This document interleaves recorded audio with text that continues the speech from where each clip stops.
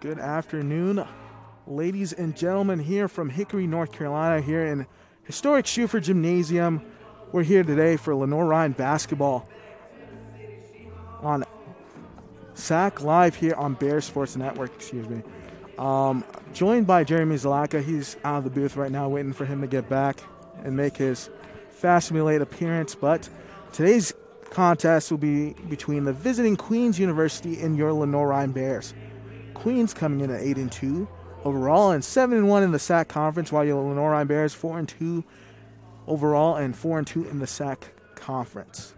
Should be a great matchup here today. The Queens team comes in as the number 12 team in all of Division II basketball, and Lenoir-Rhyne coming off a loss in their last game against Carson Newman, 73-54. So looking to bounce back here at home, get a little more home cooking, where they've had success previously against this Queens team, Jay-Z. Yeah, last year, 82-80 win on this court against Queens. No surprise that the Bears and Royals match up really well. They played a lot of close games. Lenoir-Rhyne has been able to knock them off 3 times over the past couple of years. The game earlier this year didn't go their way. 20-point loss. They didn't shoot very well, but they're going to look to bounce back today. Yeah, excited for this one. For Lenoir-Rhyne, I circled some game keys for them. They got to get going offensively. They really shot an abysmal percentage against Carson Newman. So look for them to kind of get going here and try to get a little better going offensively, especially from the outside. They're going to need to hit big shots in order to beat this Queens team early on. Yeah, they scored their lowest output since 2017. 54 points against Carson Newman, shot under 30% from the field.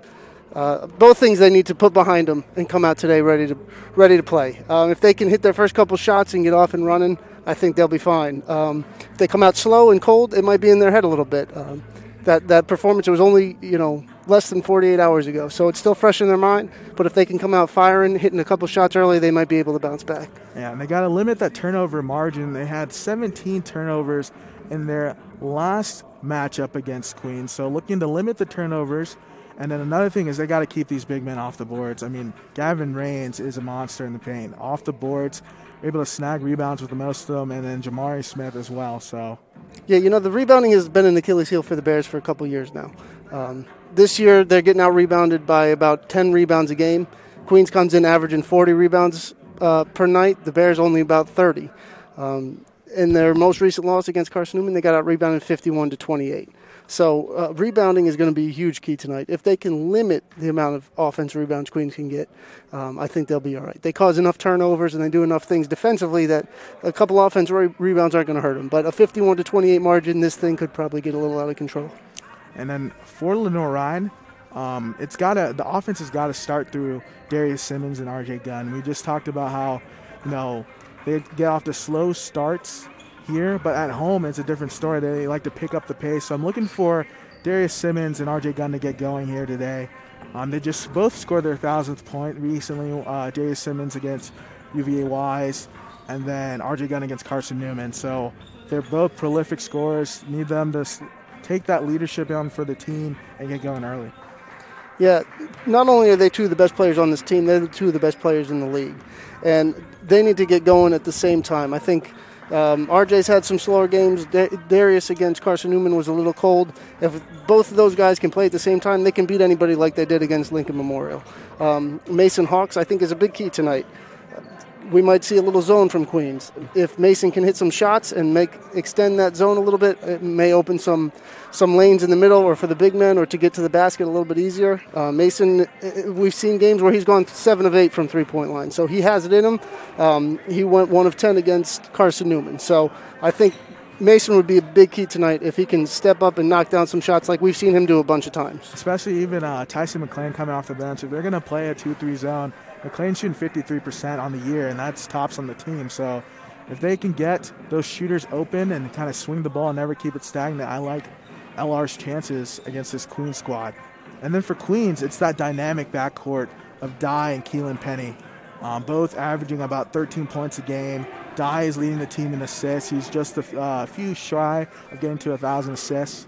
So, I mean, he's averaging 5.1 assists in this game. He's been phenomenal for this Queens team.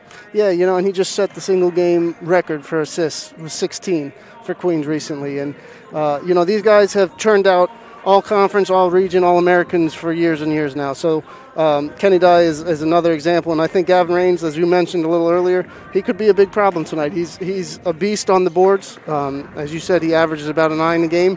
And like I was mentioning, rebounding is an Achilles heel. So if they can keep Gavin Raines off the boards and maybe in some foul trouble, that's another big key for Lenoir-Rhyne. And now, as you see, it's time for our Everett starting lineups for Lenoir-Rhyne. At guard, you're going to have Mason Hawks. At guard, Darius Simmons. At guard, R.J. Gunn. At guard, Armand Muldrew. And then at center, Cooper Fowler. And they missed Coop last game. He didn't play against Carson Newman. Was banged up a little bit. And we mentioned the rebound disparity was about 23. So getting a good performance from Cooper Fowler, whether it's banging down low a little bit or grabbing some rebounds and getting that outlet. He can also extend a little bit and hit some jumpers, so maybe a little bit of a zone beater for the Bears. Exactly. And Daisy, as you can see, we have a packed house here tonight in the stands. This Queens and LR partnered together to lend a paw and stuff the shoe here today. Fans purchased a stuffed animal for $15 to represent their team. All stuffed animals will be donated to help kids in troubling situations in Hickory and Charlotte areas. Proceeds from the purchases go towards each school's SAC fundraising for Make-A-Wish. Yeah, it's a great partnership. And Queens is just down the road from us, and they have some great people in their department, and we have some in ours as well. And the two departments got together, came up with this great initiative, and it was supposed to be done, a month and a half ago when this game was originally scheduled. So we had to push it back a little bit. But Bears on one side, Lions on the other side. Not the humans we wanted in the arena today, but we at least got some fans in the stands, and the first 3 rows pulled out for the first time since February. Yeah, it seems like in this COVID era, you always got to have a backup plan for your backup plan, but we're able to pull it off and excited for this one. Hopefully those fans there can make some noise and get this place bumping, as we're about 30 seconds away from opening tip-off. You're watching Lenoir-Rhyne basketball here on Bear Sports Network.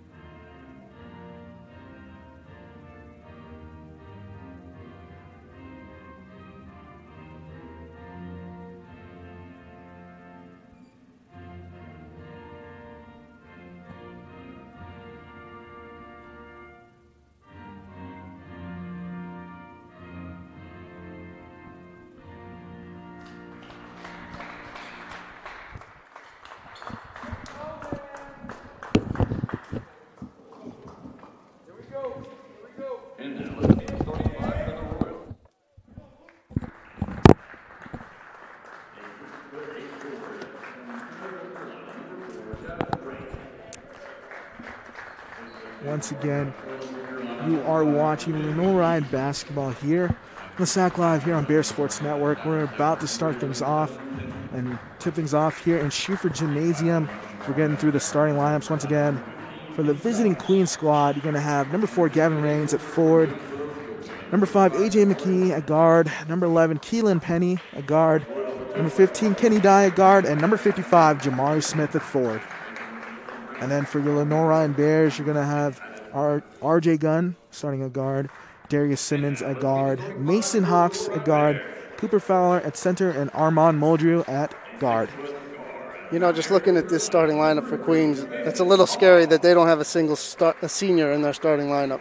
This is a program that's not a stranger to winning a lot of games, and to have all underclassmen in your starting lineup says that this is going to be a scary team, not just this year, but for years to come.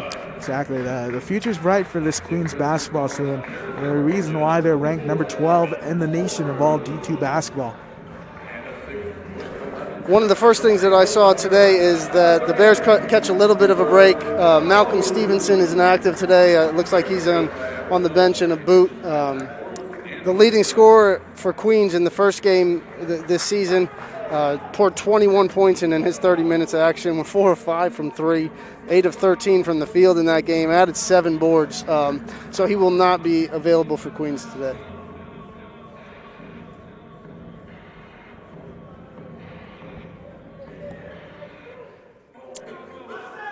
As we see A.J. McKee having to, I believe, turn his undershirt inside out as we're getting ready. Lenoir-Rhyne in their home whites and Queens in their road navy blues. Looks like Gavin Raines will be in the center. Tip things off for Queens, and I think it's going to be R.J. Gunn there for Lenoir-Rhyne on the other side. Same starting 5 for the Royals as their last time out. The only tweak for the Bears is getting Cooper Fowler back in their starting 5. Ball's tipped, and Queens will hold the first possession of this game. Looks like Muldrew is going to have responsibilities of guarding Kenny Dye. And the Bears coaching staff is high on Muldrew both ends of the court. He's good defensively, and he can do some things on the offensive end too. And a good back cut, and looked like good defense by Hawks, but he was beat there. And that will send A.J. McKee to the line for 2. Yeah, nice movement without the ball from McKee. Got an open look in the paint. Hawks had to draw the foul, or had to commit the foul and send him to the line to try and earn these 2. Oh, in and out there on the first free throw attempt by McKee.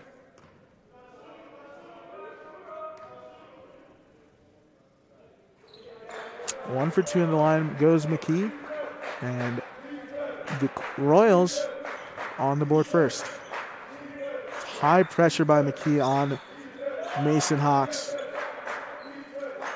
Muldrew looking to work. Now Simmons a corner 3 and just short off the front of the rim. You know, we're accustomed to Darius Simmons making a lot of shots, but he went just 5 for 18 against Carson Newman. We're a little spoiled to see him make a lot of shots in a lot of games, but was just a little bit off in his most recent outing. An errant pass there by Jamari Smith, and that will go out of bounds and be Bears possession.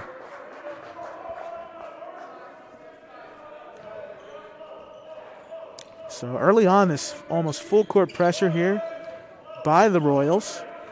And like you said, the Bears coaching staff trusts Armand Muldrew to make plays with the ball. Fowler, a straight on 3, left it short on the rim. Be interesting to see what kind of minutes Cooper Fowler can give him today. Like we mentioned, the inactive on Saturday with a little bit of an injury and back today. So see what he can do on both ends of the court as he gives up a bucket inside. Nice fadeaway move there by Smith. And that's a tough guard right there. That's a tough shot to hit. You can't put that one on big Cooper Fowler on that one. Out to Armand Muldrew in the corner for 3, and just in and out on that attempt. Bears have yet to put points up on the board. I think Armand, he's 1 of 11 from long range now. I think he just needs to see one of those go in, and he's going to get on a roll. That one just rattled out. You can see a lot of his shots are right there. He just needs to get that confidence booster to see one go through the hoop.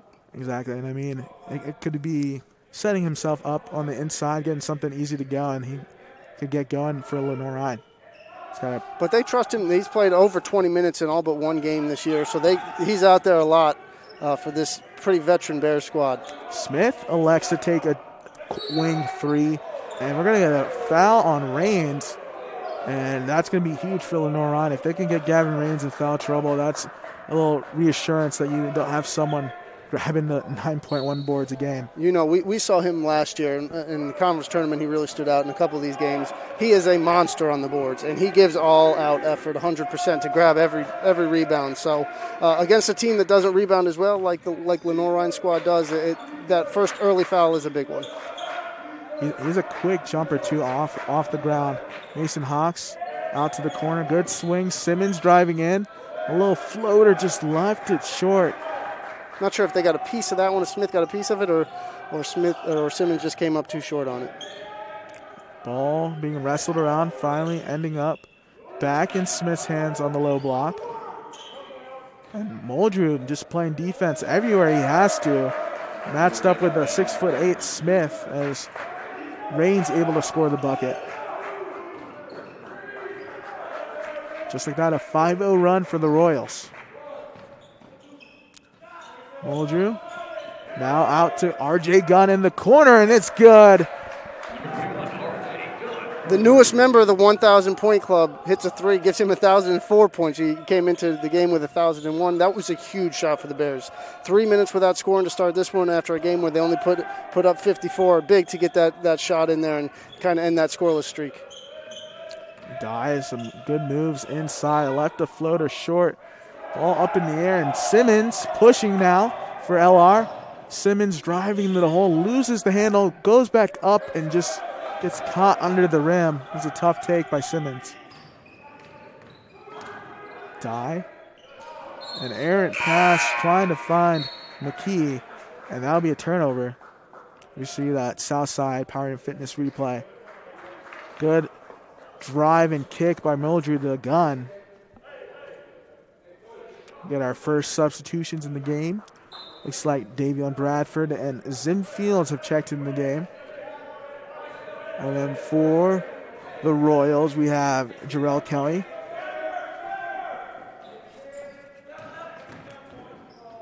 And Fowler, straight on three. In and out on that time. Looks pretty jump shot by Fowler, just not able to get it to go so far. He's been cold this season from the outside. But he has that range. We saw him knock that shot down all last year. Again, just needs to get one to fall, and I think it's going to be a hot streak after that one. It's Kelly getting the friendly roll on the turnaround free throw line jump shot.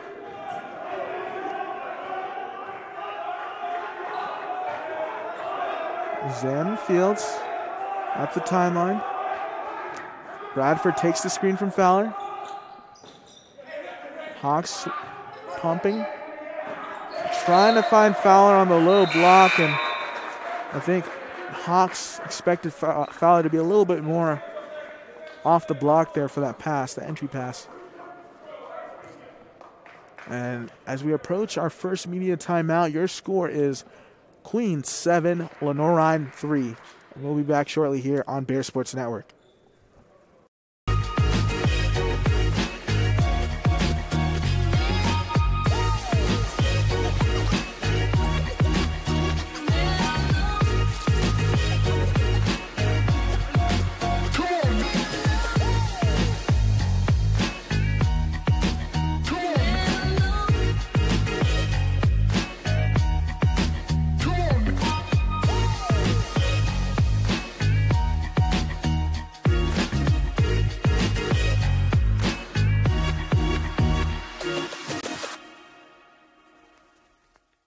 Paramount Kia in Hickory. We want to see you driving a new Kia or, hey, a quality pre-owned Kia. We've got a huge selection of new and pre-owned Kias. You got to get to Paramount Kia in Hickory, Highway 70, ParamountKia.com. As we're back here on Bear Sports Network, fans remember, Emerge Ortho is the official sports medicine provider for the Bears with 45 locations in 21 counties from the mountains to the coast. Emerge Ortho is North Carolina's premier provider, providing world-class, comprehensive, and compassionate care for Lenoir-Rhyne student athletes. Quick sub here, Tim Steele in for Cooper Fowler. Steele has been really stepping up in the past 3 games heading into the Carson Newman game. Got his first career start against Carson Newman and didn't play as well as he hoped, but could be a definite spark off the bench. And you know what? Lenoir-Rhyne is fortunate that they can replace a defender like Armand Muldrew with a defender like Davion Bradford. You know, the nominee for the SAC Defensive Player of the Year from Lenoir-Rhyne last year, he's a dog on defense, and he's going to make Kenny Dye work. Exactly. He's leading this team in steals as well, so always a help on the defensive end. Queens down to 5 seconds on the shot clock. Raines, now Penny, and a deep three off the backboard by number 10, Quan McClooney. And those are the possessions when they're so debilitating if they hit that shot at the end of the possession. Hawks short on that three-point attempt.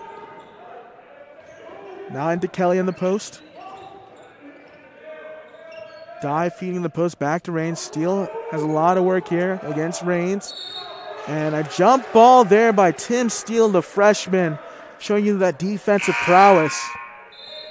A lot of contact on that one. Looks like they're letting him play down low.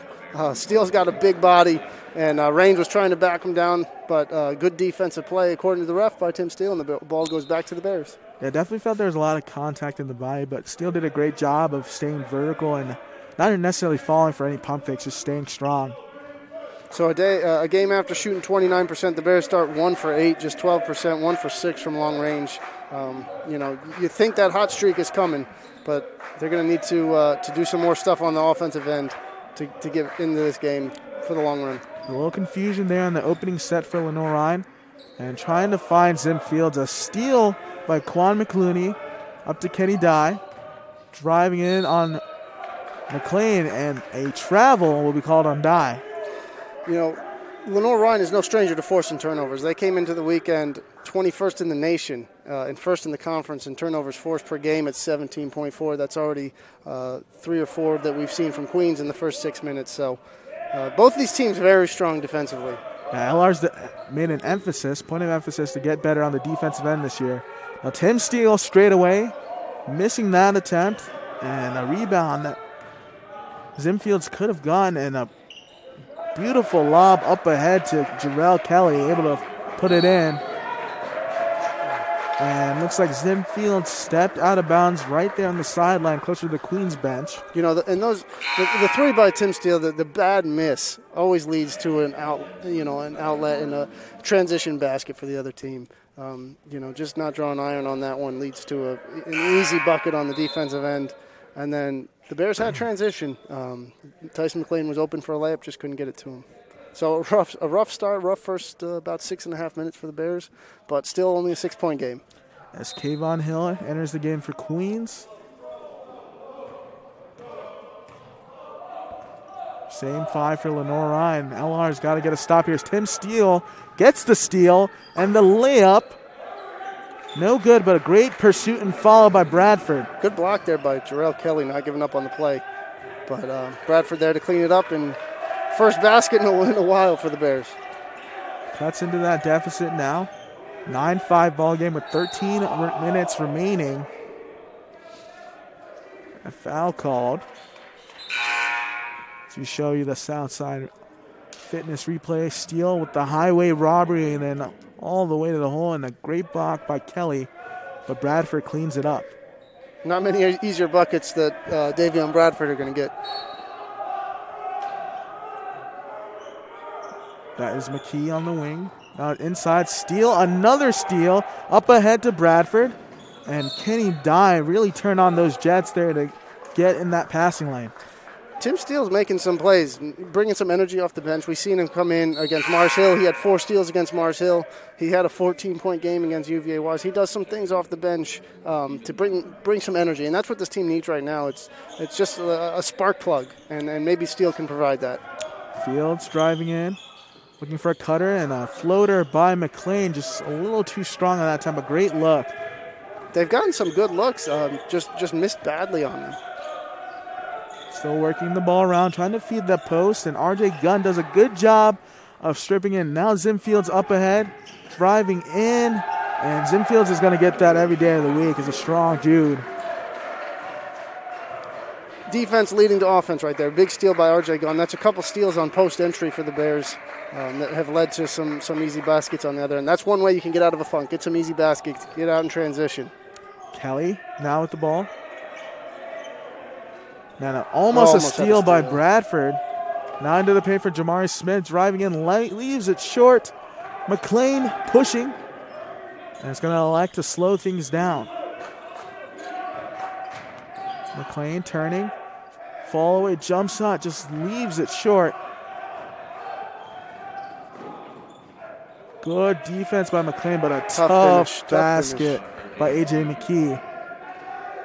Yeah, that was a tough finish right there, but big bucket for Queens to kind of stop that LR spurt, and they're going to get Bradford on a travel call. Yeah, that's a tough call right there. Thought Bradford may have stopped with the basketball, but that's why we don't get paid to be referees. And you see that defensive possession there. R.J. Gunn up ahead to Zim Fields, and he just knows how to use his body. 6'3" frame, 200, able to put it in for LR. JZ, what does LR have to do in order to get a crisper offense on the other end? I think getting that ball out in transition like they've been able to do. They're dangerous in the open court. Guys like Zim Fields, Darius Simmons, when they get the ball and they get some space, they're very dangerous. So far, Queens has been able to keep this more of a half-court game. And when the Bears have gotten in the half-court offense, they're met with some tough defense. And Queens is a strong defensive team, one of the best in the nation defensively. So they're going to make you work to get baskets. So anytime you can get out and transition, fill some lanes, get some 3-on-2s, some 2-on-1s, try and get some easy baskets that don't make you have to work for 30 seconds to get something off. I think that's going to benefit them in the long run. Yeah, early on we've seen just a very stifling defense from this Queens squad.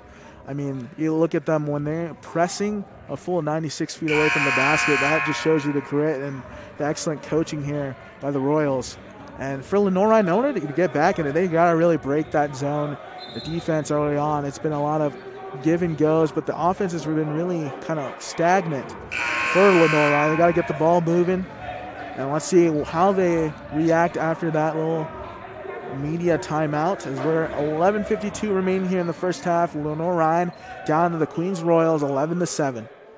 And just adding to that point about the Queens defense, they're only allowing opponents to shoot 28% from long range. And, you know, the Bears are 1 for 7 right now, 14%. So that's a big point of emphasis for the Royals team, and they've done a really good job with it this year. Into the post, and a turnover. There's a little tough and tight window by McKee trying to feed Smith on the block. And look, as we said before, this full court pressure by this Queens squad really testing out the ball handling of Lenoir-Rhyne. Already 8 turnovers for Queens in the first 8.5 minutes of this one. That's a big number, and that's the reason why Lenoir-Rhyne's still in this game. Bradford now swing. Tim Steele, good pump fake out to Darius Simmons. Now Bradford, our wing 3, leaves it short. And look at the hustle by Zim Fields. I think Kayvon Hill was a little surprised as he caught the ball, but his whole left foot was out of bounds. Heads up play by Fields. 4 seconds on the shot clock. So you see as soon as Bradford comes out, no Bradford or Muldrew on the court. They throw Kenny Dye back in. Good move by Bart Liney. That's why he wins a lot of games. Now out to Fields on the wing and just not able to knock it down. Tough shot there. Almost goes in. The Bears have had some wide open looks that have been air balls or haven't even drawn iron. A drive inside and an offensive foul on A.J. McKee. And that's a testament right there. One of the best players on the court taking the charge. And I think he's the best player that Lenoir-Rhyne has in drawing charge. Mason Hawks is always mixing it up and in the right defensive position and helping. That was another example of it right there. Him and Tim Steele have been huge this season, taking charges for Lenoir-Rhyne.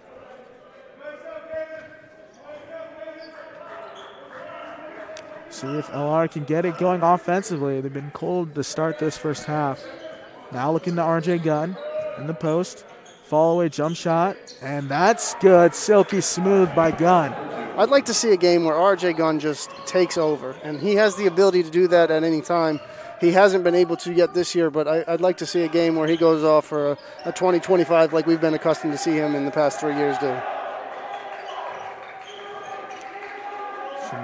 Some ball reversals here by the Royals, and Kenny Dye fires a three-pointer, leaves it short, but another offensive rebound by the Royals. Ooh, very close to travel. I guess he kept his foot down, says the ref. Driving in, now feeding the post into Smith. Fowler is going to have to get busy here on the defensive end.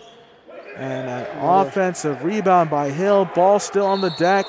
And I believe a timeout is called. Yep. Good hustle by Hill to get that board. And those ones hurt. When you get two defensive stops, they keep coming down with the rebound, and now they get the possession under their own hoop. Those ones always come back to sting. Fans remember Southside, a sponsor of Lenoir-Rhyne Athletics. Southside Power and Fitness provides an exclusive discount of almost 50% off for LR faculty, staff, and students. Experience what Southside has to offer at southsidepf.com. The only limit is you. And if you like the jerseys you're seeing on the court, as we show you a replay of that last possession for Lenoir-Rhyne, a post move looking like Dirk Nowitzki, RJ Gunn, and get it go on the low block. If you like those jerseys you're seeing by LR, Custom Design Group is the place for you. If you want official LR apparel, make sure to visit Custom Design Group in person or online at lrwear.com. Custom Design Group is the official apparel provider of LR Athletics. So we're back. Under 10 minutes to play in this first half. Lenoir-Rhyne is down 11-9.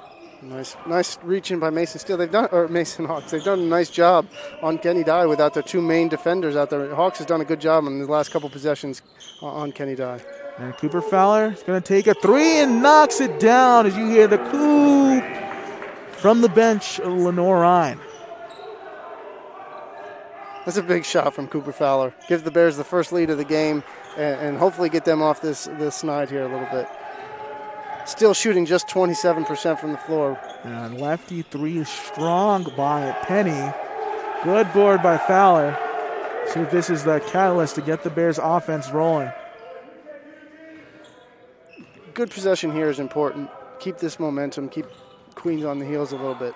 Simmons now driving in and trying to go up, and a great heads-up movement right there by Danny Nicosia. Yeah, she should be shot ready on those plays. She's open on the baseline. She needs to be ready to catch that and go up with it. Tell she's a former soccer player from Queens. that first touch, nifty. We got to get this on the highlights, Danny. We'll show you this one later. She has no idea what we're saying. As Queens possession at the timeline, as Kenny Dye driving in on Mason Hawks. And Dye going up with the left, not getting it to go. And Mason Hawks got to get up. Trying to pass and not enough on that one. As a steal for the Royals, and Smith finishes on the other end for a dunk. It wasn't so much the turnover there. Mason Hawks went to the ground after he threw it, which left the big man wide open for the easy bucket. And Royals in a man defense, but not enough to start R.J. Gunn from the wing. And Jay-Z, I think it's time they start calling 21's number. 8 points, 3 for 3. He's 3 for 3. The rest of the team is 3 for 16. Give R.J. the ball. Let's let him go to work. Raines knocks down a three. A line drive shot from straight away is good. The offenses are starting to pick up a little bit. We're not accustomed to seeing a Lenoir-Rhyne Queens defensive battle, but that's what this one has shaped up to be for the first 12 minutes. Wouldn't be surprised if R.J. elects to pull this one. Good swinging. Now Muldrew driving, looking for some help. Out to Fowler. 10 to shoot. 10 on the shot clock.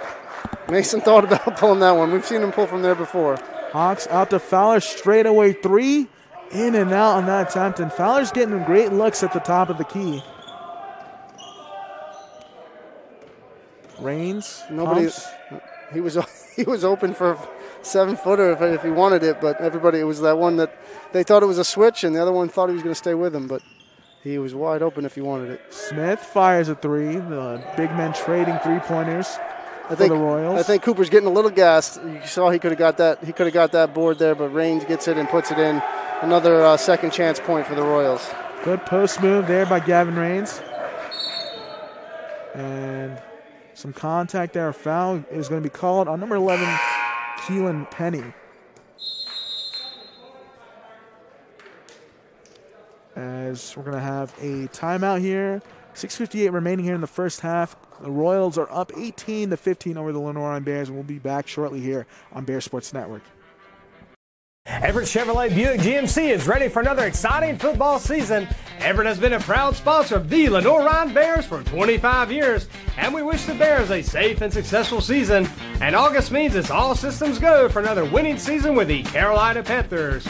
We have a tradition of winning in the Carolinas, and when you want to be a winner in the car, truck, or SUV game, come see the sales and service champions at Everett, because if you didn't get an Everett deal, you dropped the ball, baby. Woo!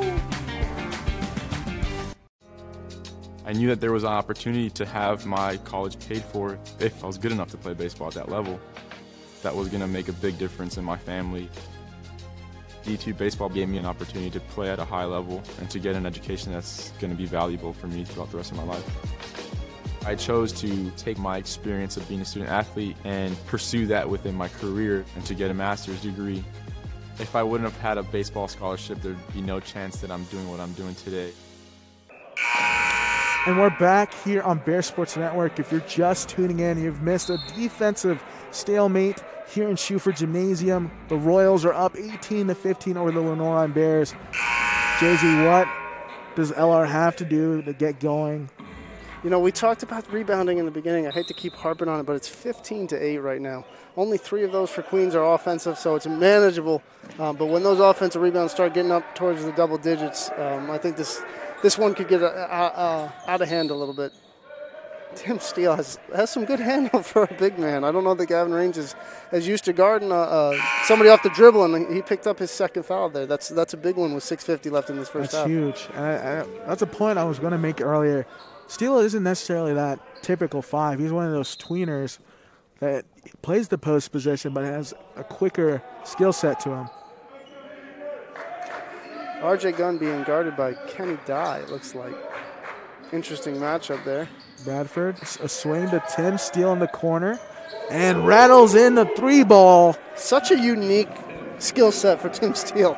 He's got the body of a big guy, but he has the perimeter skills of a shooting guard, and he can dribble it a little bit. And Kenny Dye does a great job of shedding the defense driving in. An even better putback by Jarrell Kelly. 12 minutes in, Kenny Dye 0 for 4, scoreless, and it's only 2 assists. That's probably a reason the Bears are still hanging around a little bit as RJ Gunn hits another one. Give that man the ball. Step back patty whack by RJ Gunn. Give him that. 20 apiece. 6 minutes remaining here in the first half. Inside. Good defense by Lenoir-Rhyne. A 3-pointer put up by Penny, and a big board by Gunn skying up above the rim to grab it. And a name we haven't really... There he is. He's on the wing. Heat check. Just short on that one. A name we haven't really called on here tonight is Simmons. And he needs to get going for LR if they're going to be able to keep up with this Royal squad. Got no points so far for the team's leading scorer, averaging about 20 a game. As the body contact on Tim Steele is going to be a foul on him. That's number 2 on Tim Steele. So each big man for Queens and LR have 2 fouls. And that will send Quan McClooney to the line for 2.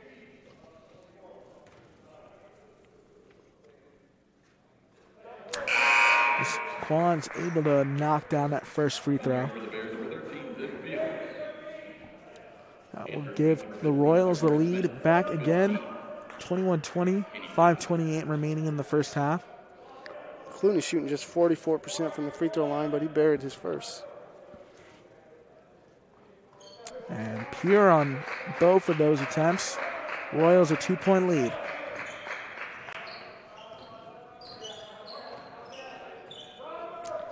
Bradford over to Gunn at the top of the key, looking for some movement and trying to get an entry pass into Zim Fields on the block on a smaller Jaden Turner. 3 Lenoir-Rhyne players just put their hands up looking at coach like, what was that play supposed to be? I think we had a breakdown in communication on that one. RJ, Darius, and Zim all kind of trying to figure out what that one was supposed to be. As Bradford was trying to toe the half-court line, but he could go back. They forget that rule sometimes. Muldrew Easy to say when we're up here.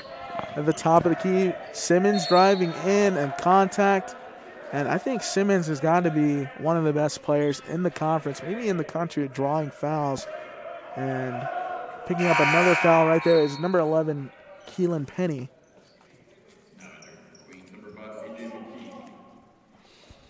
I mean, you mentioned him getting to the free throw line. In his career, 268 points of his little over 1,000 have come from the free throw line. Short in stature, but not afraid to get in there, and he has the skill set of knowing how to draw a foul. And Fields not able to finish the finger roll at the rim, but I mean, as you're pointing out, JJ, if you're shooting 86% from the line, that's cake for you. Simmons will take a free throw any day of the week.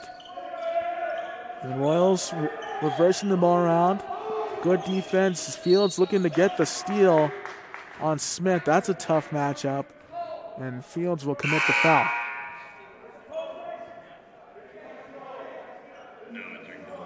Yeah, that's a tough guard for Zim Fields right there, but he battled, and probably not a bad foul. Fouls are 5 to 4 in this one, so not even in the 1-on-1 for each side. We've Fowler and McLean re-enter the game. Ball on the deck. Bradford trying to pick it up and not able to corral it. They did not reset that shot clock, though. They're going to say no possession, so only 10 to shoot for the Royals. Dye outside, a three in the corner. No good, but Smith, offensive rebound. Ball still up, being tipped around, batted up, and finally into McLean's hands. Bradford pushing. Muldrew, a corner three. Just left it short. And now McKee looking to attack.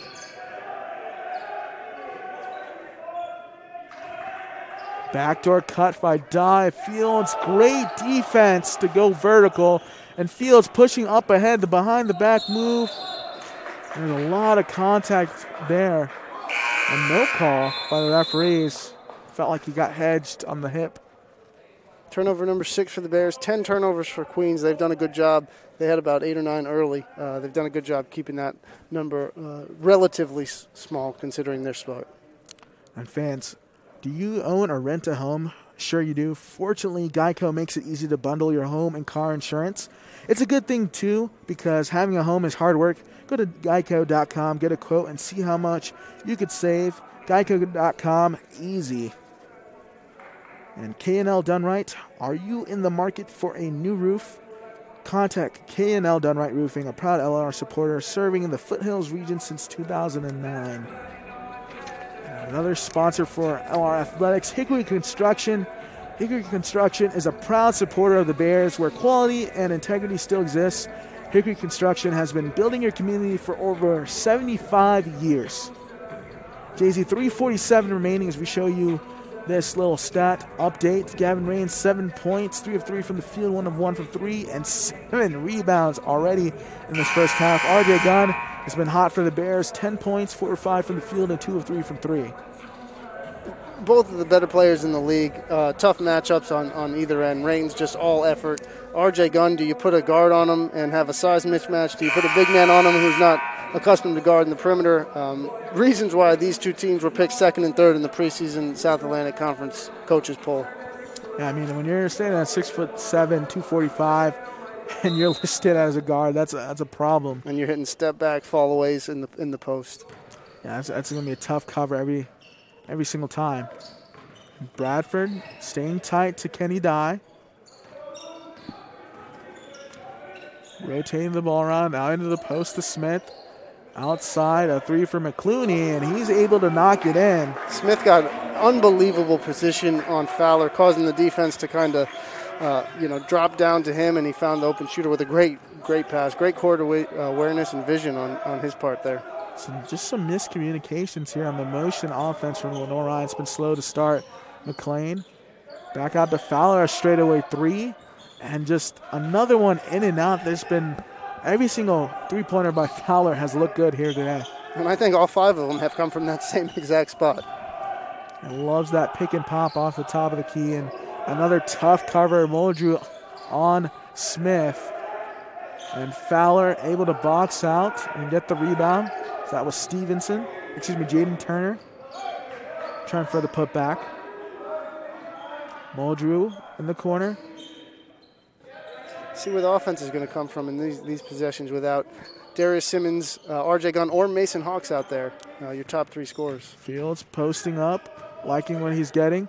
A kick in the corner. Muldrew, the wing 3, short off the rim. Has not been able to get it to go from the outside all season.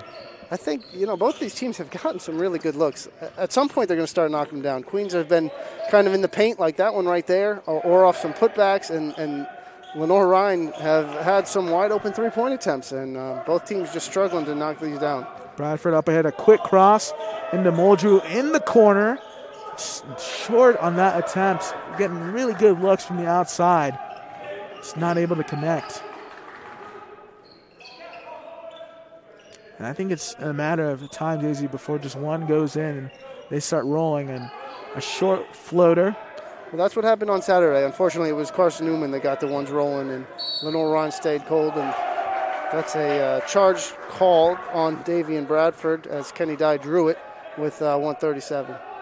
Yeah, that's a tough call. I don't know about that.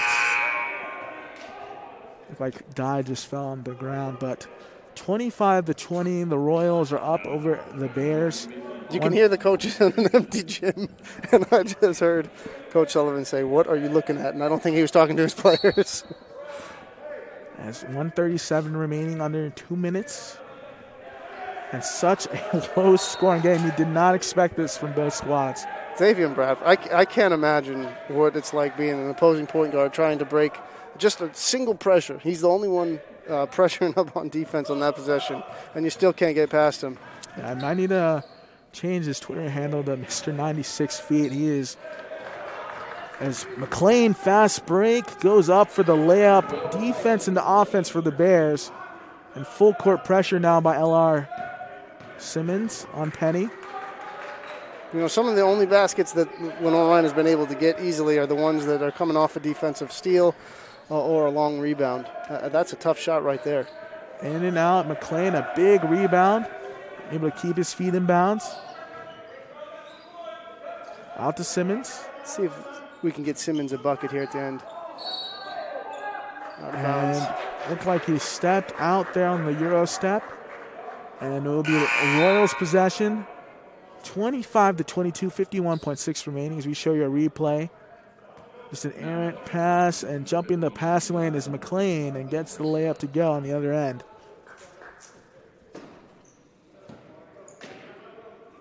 And for the Bears to get back in this one, locked down. Davion Bradford and a pin by Smith. Oh, my goodness. Unbelievable defensive plays by each of those guys, and nothing to show for it on the scoreboard, but tremendous play by Bradford and even better block by Smith. My goodness. Straight on the backboard. I mean, if you're Bradford, nothing you can do right there. Smith just a bigger player. 25 seconds remaining and 10 on the shot clock for Kenny Dye. Being harassed by McLean, and they call a foul on McLean. That is, you see Coach Sullivan shaking his head, felt like Dye fell down. You see Bradford on the replay getting the steal, going up his best, but Smith able to pin it on the glass with two hands. That's the benefit right there, being 6'8". Davion Bradford didn't have much of a chance on that one, but great play on both ends. Great effort. Shot clock off. 12 seconds remaining on the game clock as Kenny Dye is going to dribble this one out and probably go around 5 seconds. Dye being guarded by Bradford. Free throw line. Steal by Mason Hawks. Up ahead to Bradford. 4-3. And just long right there. Trying to tie it up at the half. No good. And your score here after a first half is the Queens Royals 25, Lenoir-Rhyne 22. And we'll be back here on Bear Sports Network with more Lenoir-Rhyne basketball.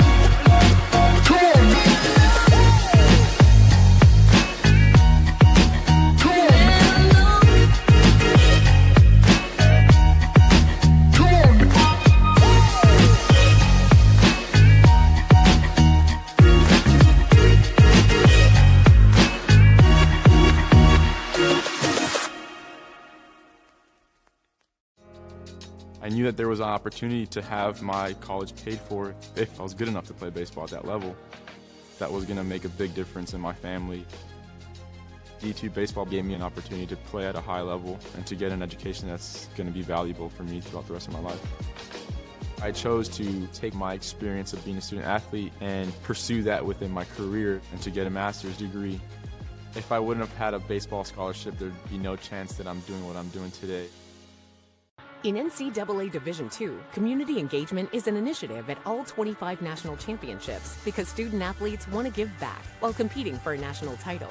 Over the course of the year, Division II student athletes have an opportunity to leave a lasting impression in local communities throughout the country. Whether Division II student athletes are volunteering at hospitals, schools, after-school care programs, foster homes, or retirement villages, they make a difference in the lives of others. In Division II, we rise to the opportunity and make community engagement ours.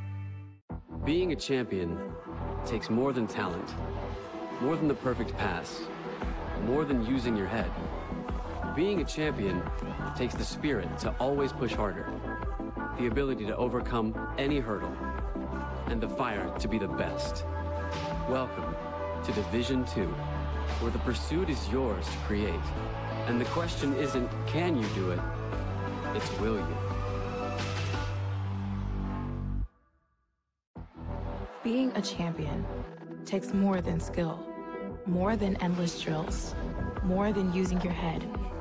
Being a champion takes the heart to give it your all, the agility to thrive from any angle, and the relentless drive to be the best.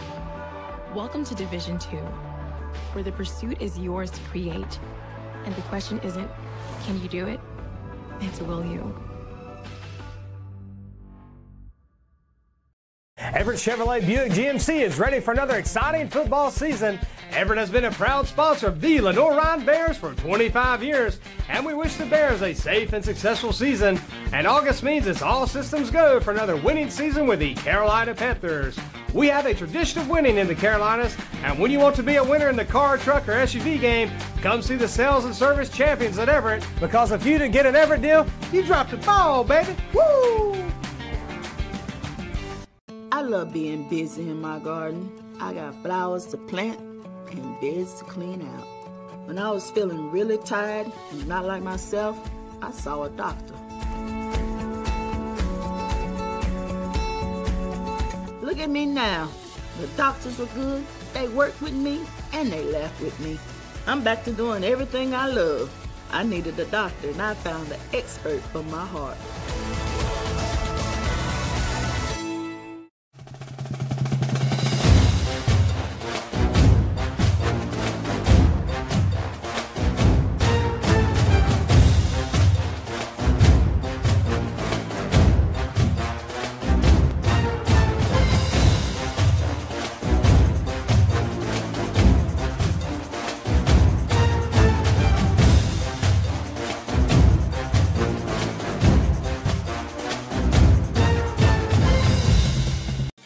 Kia in Hickory. We want to see you driving a new Kia or, hey, a quality pre-owned Kia. We've got a huge selection of new and pre-owned Kias. You got to get to Paramount Kia in Hickory, Highway 70, ParamountKia.com.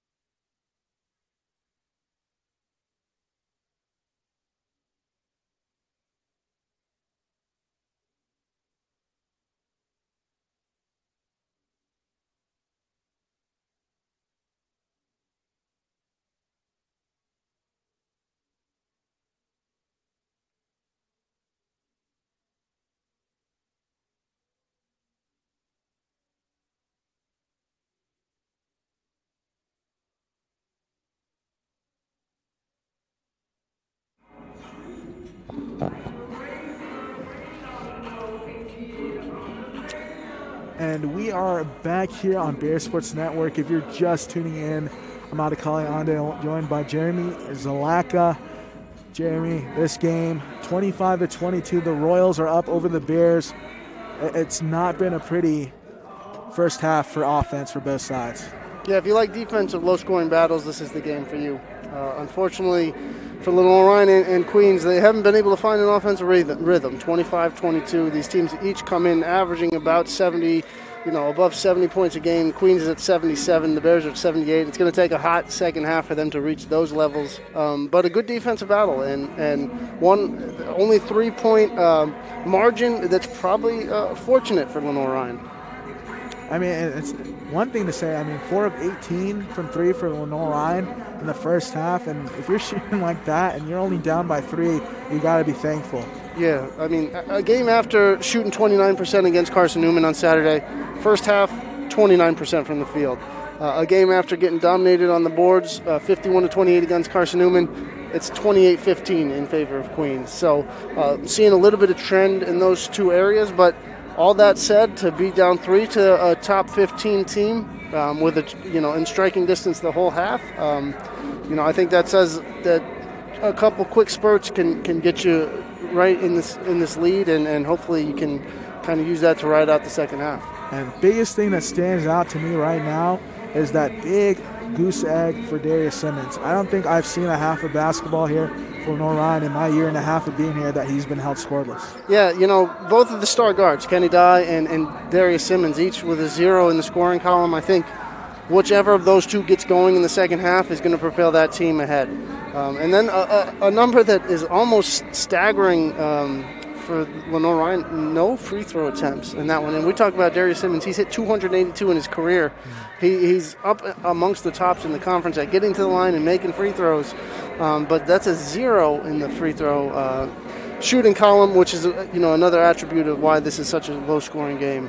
Especially when they shot the last home game, I believe 25 against Lincoln Memorial, and they were hitting at a great clip. As you see these East Coast Wings and Grill halftime stats, Lenoir-Rhyne 9 of 31 from the field, 4 of 18 from 3, 0 free throw attempts, 15 rebounds, and 5 assists and 8 turnovers.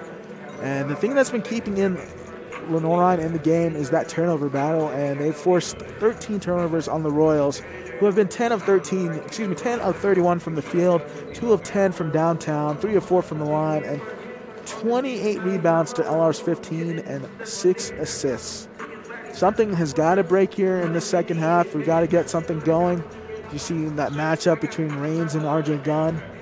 Raines with 7 points on 10 minutes and 3 of 3 shooting, 1-1 from 3 and 7 rebounds, getting close to his double-double averages on the season of 11 and 9. And then RJ Gunn 4 of 5 from the field, 10 points, 2 of 3 from distance, 1 assist and 1 rebound. Something's got to break, Jay-Z. There's got to be a team to get going offensively. I really don't see it being this slow to start this second half, especially with these two great coaches. They've definitely come up with a game plan. And the importance of getting to the line for Lenoir-Rhyne, over the last 3 games, they're 39 for 43 from the free throw line, hitting 90% of their free throws, including, like you mentioned, the 20 for 20 in the second half against Lincoln Memorial in that upset. I think that's a big key. Darius Simmons, obviously, the past couple games, he's been cold from the field, but he gets his points at the line, and he can do that here in the second half by staying aggressive, keep doing what he does, and get to the basket and trying to draw that contact, because when he gets to the line, it's almost automatic. Exactly. There's about a minute left until we start opening second half action here on Bear Sports Network. 25-22. Let's get rolling here for this second half. Let's see if we can get some more offense in this one, and should be a great second half. Stay tuned.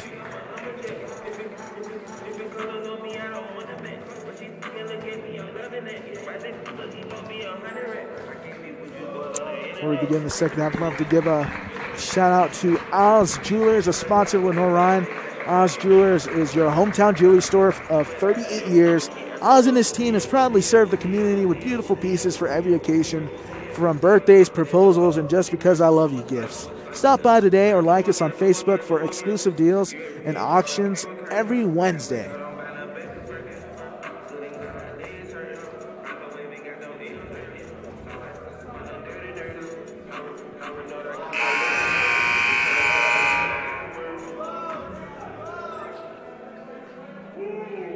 about to begin. It will be Queens possession to begin the second half.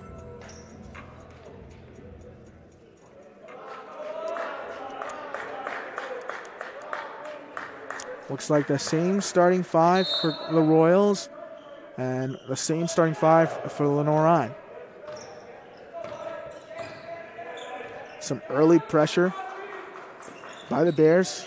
Looks like they're staying tight, not switching on the man defense. Dye with the rock.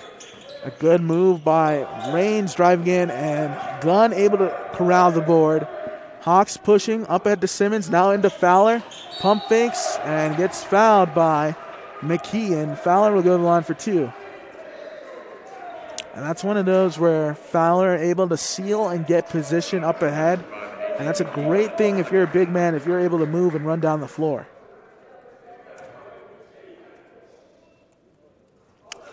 Fowler pure on the first free throw attempt. I think one of the things that we didn't mention at halftime that could also be a key to this second half is Gavin Raines in foul trouble. He's got 2 in the first half. Also Tim Steele on the Lenoir-Rhyne end. If those 2 can stay out of foul trouble, the offenses can do some different things. Dye pushing, driving in. The reverse layup is good with the left hand. Almost too easy on that one. You don't want to get a guy that's struggling that easy of a bucket to start the second half, because that could fuel the fire for him. Gunn driving in, out to Muldrew. Muldrew a little hesitant, having been cold from 3. Now Muldrew out to Fowler. He's not hesitant at all, and short on that 3-point attempt, but putting the ball on the deck. A mistake there by Fowler on the offensive rebound. Costs a turnover for the Bears. Yeah, he had a good look at it. Cooper's a guy you want to see shoot when he's open, and he's had some looks today. They haven't fallen, but we've seen plenty of games where he does knock those down. So as a shooter, you just got to keep that confidence level up and know that the next one you're going to get is going to go down. You saw that south side replay of Kenny Dye's pretty up and under layup. Dye trying to feed the post to Smith. Those big men have been excellent passers out of the block. Smith, baby hook. Good job of boxing out as RJ Gunn. Hawks pushing ahead for 3. Just short on that attempt. Yeah, we had a great view there. Smith, you could tell he has some great court vision. He was looking out the corner of his eye, and he was posting up to see if anybody was open before making a move of his own. And RJ Gunn gets called for a kicking violation. Says it hit his knee, but the knee is part of your leg, so it's still think that's going to be a violation. Good call by the referees. Still talking with the refs, but good-natured about it. Joking with him about the call. I think they probably told him the same thing. And good pressure by Bradford on the inbound. That's up to Penny, being guarded by Gunn. McKee on the wing. Simmons on a mismatch has Smith in the post, but tough shot by Penny. He's able to finally get something to go for the Royals. Yeah, off that switch, Gunn was guarding Penny and Simmons guarding Smith down low, which I don't think you wanted either of those 2 matchups, and Queens was able to exploit it and push that lead up to 7. That's the largest lead of the game for the Royals. Some movement there. Hawks driving in the floater. A tough finish for Mason Hawks. You know, one of the important things to do when you're not hitting your outside shots is find other ways to impact the game. You know, a shooter like Mason Hawks missing from 3 can do other things. He can find open teammates. He can get to the basket, and that's important to not just stand around the perimeter and pass the ball around. Gunn, a deep 3 connects from the wing. From the L in LR, RJ Gunn has serious range, and he just showed right there that he needs to be guarded once he gets over half court. Now 3 of 4 from the outside, RJ Gunn. Got to keep feeding him the rock.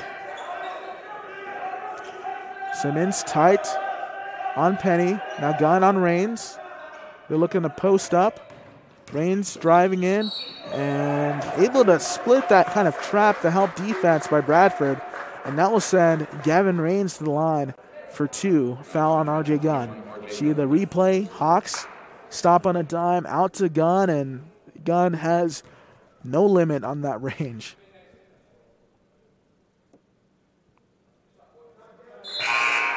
First free throw is good by Raines. And Tim Steele, along with Zim Fields, will re-enter the game for Lenoir-Rhyne.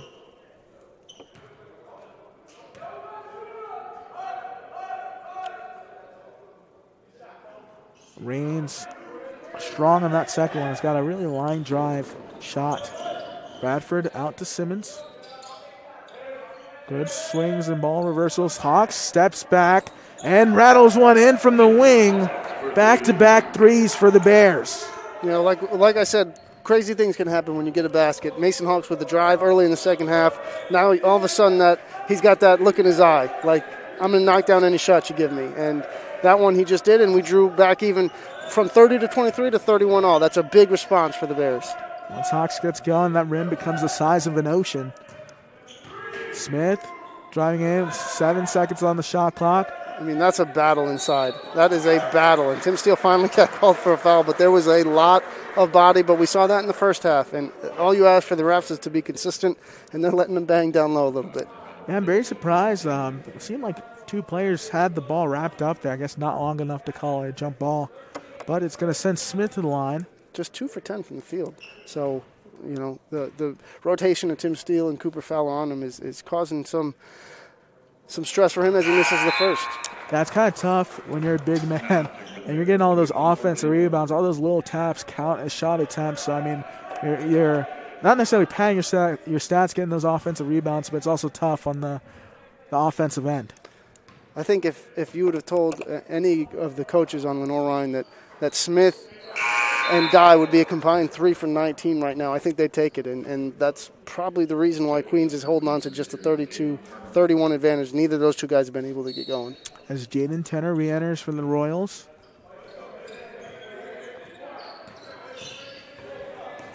Now Bradford pushing. Loses the handle, gets stripped by McKee. And shuffled his feet a little bit, but looked like a travel, but nevertheless they're going to keep playing. So that's Penny with the rock. Good effort by Darius Simmons to make Gavin Raines work for it, but it leads to an easy basket by Turner. Able to finish strongly with the left.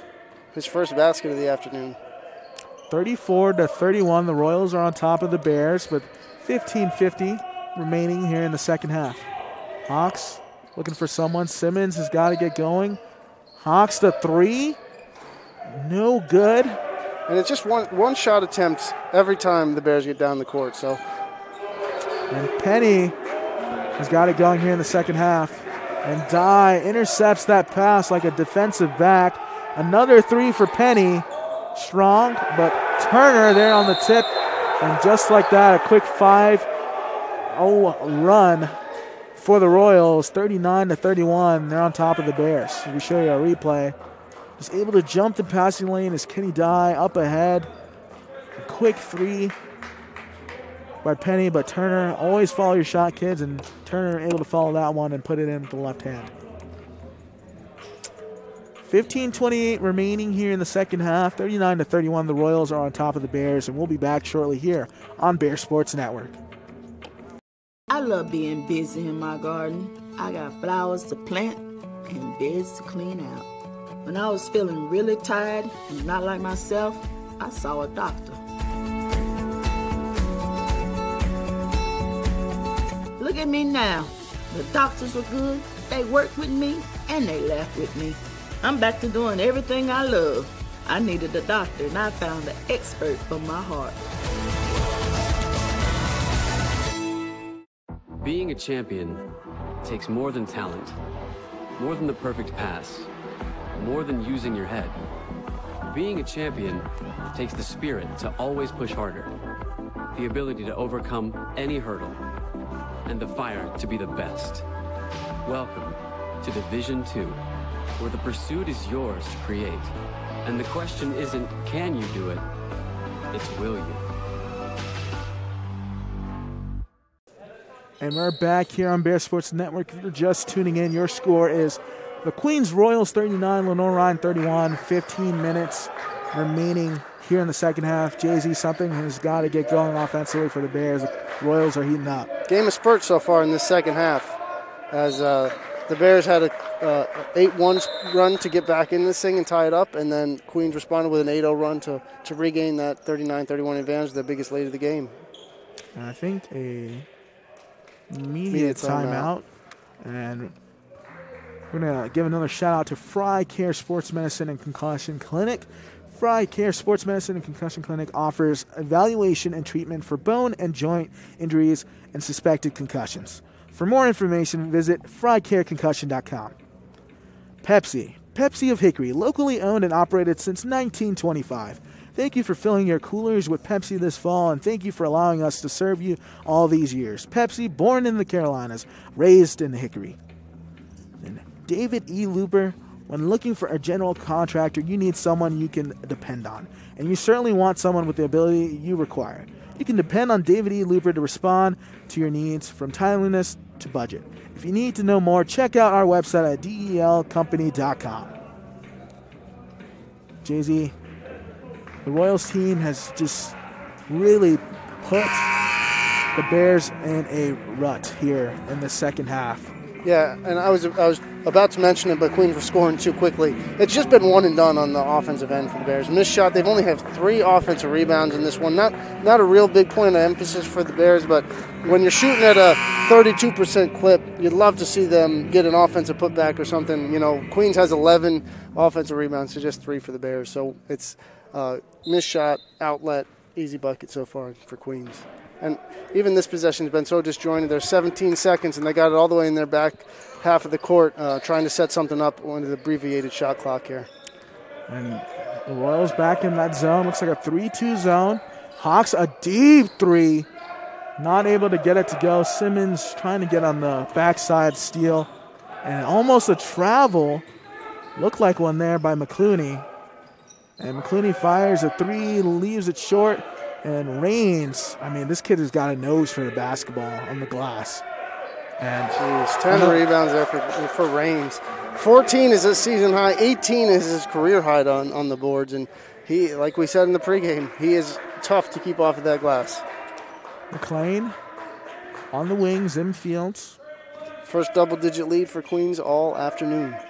Looks like the Royals are back in that 3-2 zone. Now Simmons finally gets on the scoreboard from the wing. Needed that one. That's a big shot for DK, big shot for the team. Let's see if that leads to a little spurt, a little sense of urgency for the Bears. Yeah, man, especially when he's shooting 48% from 3 coming into this game. He needs to get going for LR. And McClooney turning, puts the ball up, and they're going to call a foul on Zim Fields, and he's shaking his head. He doesn't like that one. I think he got him with the body, and that's a tough matchup. McClooney's got some good moves. He's done a lot of things to be active in this one, get some steals, get some out in transition buckets, and he's a tough player coming off the bench. McClooney knocks down that first free throw. 6 points, 3 rebounds, 1 assist, and a steal in his 10 minutes today is McClooney. And I misspoke. He was not coming off the bench. He's in the starting lineup.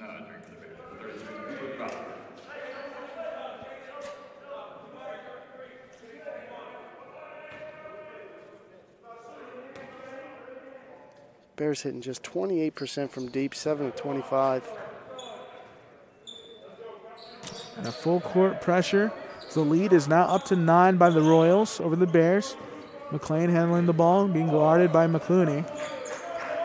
Yeah, I think R.J. Gunn needs to get some touches here. He's clearly the hot hand. He's open right there at the top of the key. Let it fly. Gunn fires a 3, long on that attempt, left. Dye pushing and forcing the issue for the Royals, trying to find Smith on the low block. Fowler needs the help, baseline. Out to McClooney, driving it, and looked like a travel there by McClooney. Smith short, ball up, and McClooney gets the little baby hook to go. An 11-point lead now for the Royals. Bears getting out-rebounded by 20, 39-19 in this one, 14-3 in the offensive rebounding category, and that's going to be tough to overcome when you're shooting 32%. Simmons being guarded by Jaden Turner. Into the post, now for Gunn, looking to go to work against Dye. Getting doubled, needs help. And Simmons fires a 3, and they're going to be a foul on the court before the shot. Looks like it's going to be on Jamari Smith. And Davian Bradford will re-enter the game along with A.J. McKee for the Royals.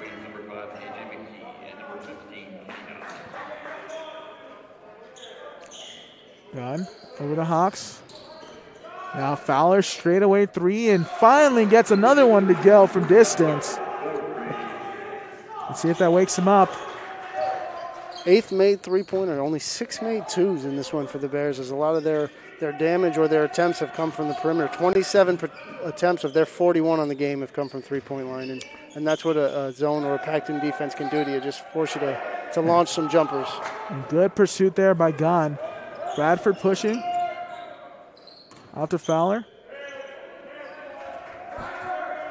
Bradford looking for some motion, a high pick and roll with Fowler.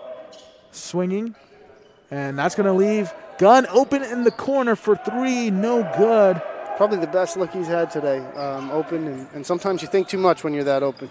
And Kenny Dye, I mean, just weaving through the trenches for two. Big swing there. An open three would have cut that to 5. Instead, they got the easy bucket on the other end, and it's a double-digit lead for the Royals. And reading the passing lane is McKee up ahead, able to finish on Mason Hawks. And, I mean, you can only go to the well so many times on that pick and pop with Cooper Fowler at the top of the key. McKee heads up defense.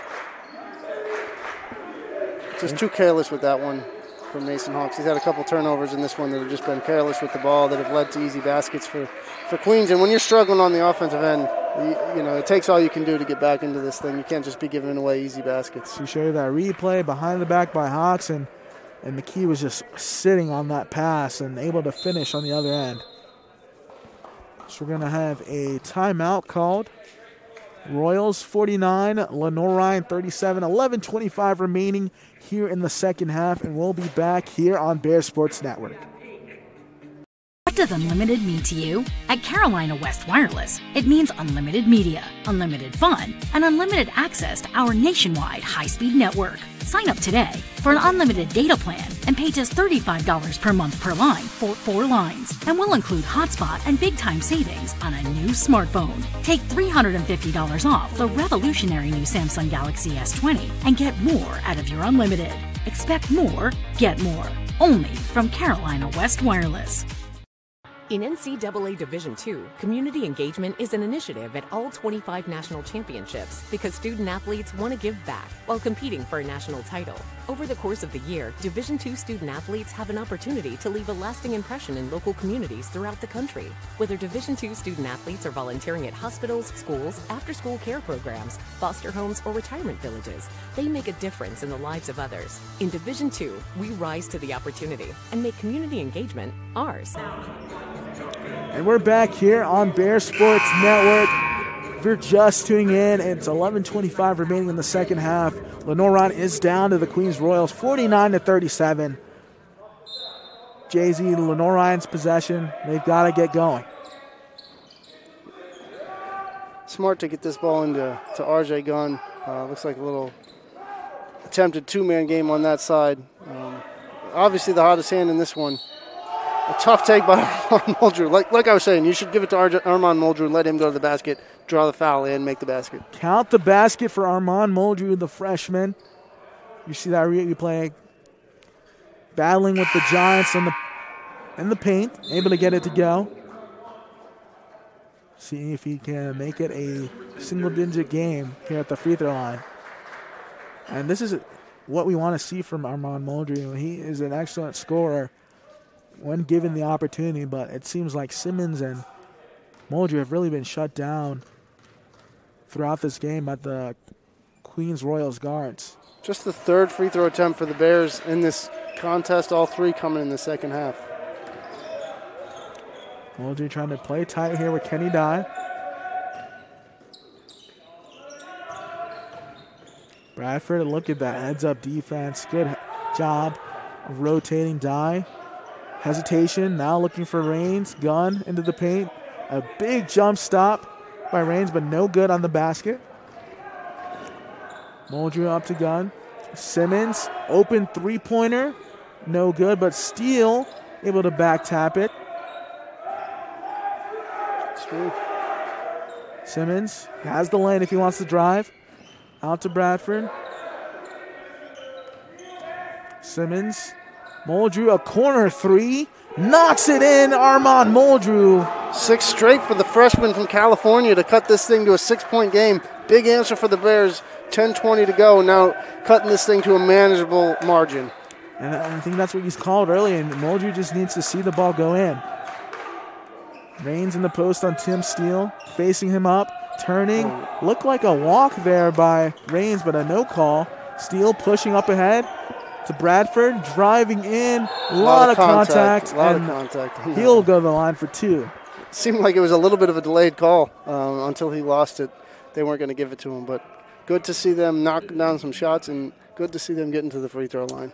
To show you that replay, as it's always a great thing when you're a shooter and you see them kind of bouncing on the release as they know it's going in. Great for Muldrew, the freshman, to see a three-pointer drop as Bradford knocks in his first free throw attempt. You know, for a perimeter guy, Bradford not the best free throw shooter, only 53% for his career, but he doesn't get there that often. More of a defensive and a slasher type for the Bears, as it looks like they're setting up some extended defense, try and, you know, get the Royals even more out of sync. But Kenny Dye breaks that one pretty easily. Good defense early on by Muldrew, playing really tight there on Dye. Steele getting blown by, and Kelly. You know, I think they had an opportunity there to draw the offensive foul. Anytime you see a big man try and put the ball on the floor to beat his man, he's not used to doing that, and that's an easy time to just step in, stand in front of him, because he can't stop his momentum and on a dime like a perimeter player could do. But instead he gets to the line. And that's got to be on the baseline help. The biggest thing is that's the 4th foul for Tim Steele now with 9:44 to go.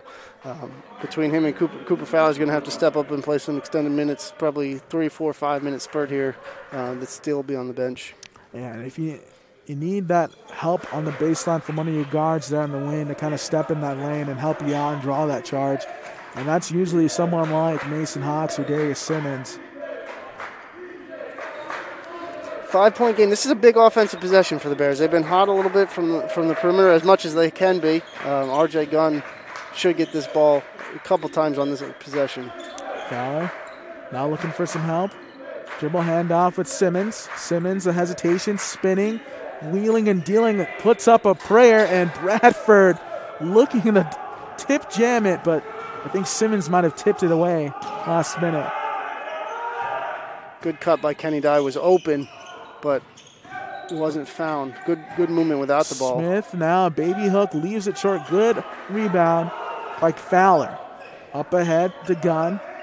Gunn jabs, driving in, turning, right-handed hook. Seems like the story of this second half. The Bears have been able to cut it either tied or close, but haven't been able to kind of Bradford the steal, fast break, and misses the dunk. And that's a technical foul. And hanging on the rim, and that's just a mistake you can't make right there. Ideal there for the Bears. Because not only do you lose the 2 points, but it's a technical foul. They get to shoot 2 free throws and get the ball. That's a huge swing in a 5-point game. And they're talking about it now, hoping, and they're going to call it. You can't hang on the rim and grab the rebound and try and put it back. That's a technical every time. And that's a tough call, but at the same time, you got to hope for his safety there, hanging on the rim. Maybe thought he was trying to hold on as Smith was under him, but like you said, he can't hold on the rim for that long. And that will send Penny to the line as he knocks down the technical free throw. It's already a 3-point swing on that play. Queens has a chance to make it hurt even more with this offensive possession, but instead of sitting here 50-47 with our bench probably jumping around hooting and hollering after stealing a dunk, it feels like this one's a little dead, and our little Bears student section over there is just sitting on their paws right now instead of making some noise. Exactly. We're waiting for those guys over there to start rocking back and forth. The Queens fans are talking a little trash. The Lion teddy bears over there saying something to the Bear fans. It's like a scene from Toy Story here in the Schuford Gymnasium. So the ball's being rotated by the Royals. Gonna have to get some security over there. Fowler guarding Smith, and a block by Fowler, and they're gonna call a foul. I'm not sure about that one from up here, but that will send Smith to the line for 2.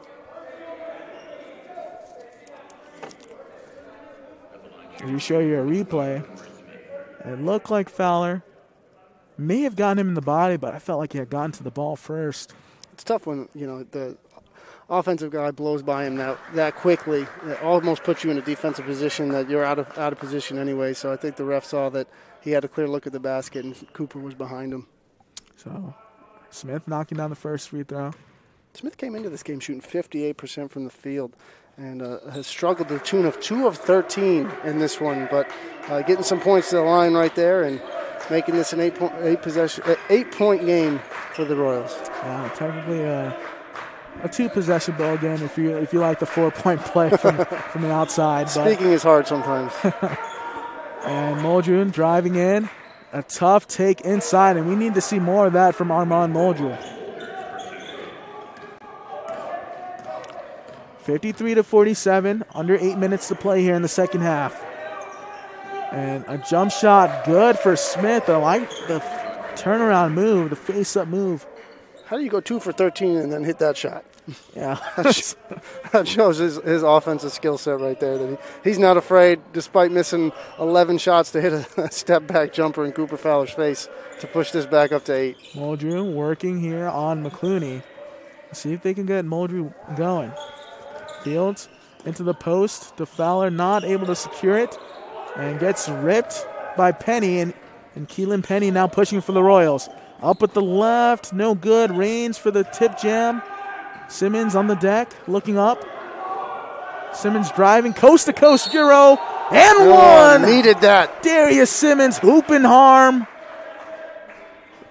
He's dangerous in the open court, and he's a hard guard regardless, but when he gets in the open court, it's almost impossible to contain him. Jay-Z, is that James Harden on the court, the lefty with the Euro step in the paint, taking the contact and the basket? Lenoir-Rhyne needed that one, 55-49. Now it's time, folks, for the Texas Roadhouse fan of the game. It is Christine Fowler. Christine Fowler is a loyal supporter of this Lenoir-Rhyne men's basketball team. She loves this team, loves every player, and loves the coaches. She's so blessed that her son is attending LR. She has dealt with a lot as a family this year with her diagnosis of cancer, and yet this team and the coaches have been a part of her tribe all year and have been encouraging her along the way. A lot of love for the Lenoir-Rhyne basketball team, and we're wishing Christine Fowler a speedy recovery and all best wishes for her. And we know they're at home watching this, as they always do. They like to be in the crowd for these ones, but unfortunately you got to watch us here tonight as the Teddy Bears take your spot. But we appreciate the Fowlers and everybody for joining us today and tuning in on the Bears Sports Network. Yeah, it's been a really slow one to start so far in the first half, but in the second half it's kind of picked up. I mean, both sides have almost already doubled their points here in the second half, and offensively it's been back and forth here in this last kind of 3-minute stretch. So looking forward to what we have here in this last 7:06 6-point game. Yeah, game of runs in this one in the second half. It just seems like Queens has extended it to 10-12, and it's been hard for LR to get it much closer than 4 or 5 points. They had a great chance on Davian Bradford's breakaway, but haven't been able to cut it less than 3 in the second half. Simmons completes the and one, down 5. Going back with Tim Steele with 7 minutes to go. I guess it's not the end of the world if he picks up his 5th foul with the big man depth. You can also put R.J. Gunn at the 5 or Cooper Fowler. So coming back with him with 7 minutes to go. I think coaching staff just trusts their freshmen to play smart. Well, it's big here because you can be caught with 4 fouls just not playing as hard as you normally would in fear of getting that 5th. But you got to keep Gavin Raines off the board, and Tim Steele's got his work cut out for him there. And Raines, I guess Gunn gets called for a kicking violation. It's going to remain Royals possession. 6:49 remaining. Shot clock will reset to 20 seconds. Die. Now into the post. Raines, you just got to stay strong if you're Tim Steele. And there it is. That's 5. And that's number 5, and he's a little upset at that one. And I think that's one where if you're Steele, you're going to look back on and maybe just box out. Don't try to if you get the rebound, you challenge. Don't clean a 5th foul. But not many people can box out Gavin Raines. He's a tough one. He plays with all energy and all effort, and it's hard to keep him from getting that rebound. Yeah, and your team, Tim Steele, you got to keep your head up. I mean, this is one of the better big men in the SAC conference. Nothing you can do about that. And Raines misses that first free throw attempt. He's shooting just 33% from the line. So we did find one flaw in his game. Send him to the line, 16 for 48 coming into this one. But unfortunately for Tim Steele, maybe a decent foul if you didn't have 4 already.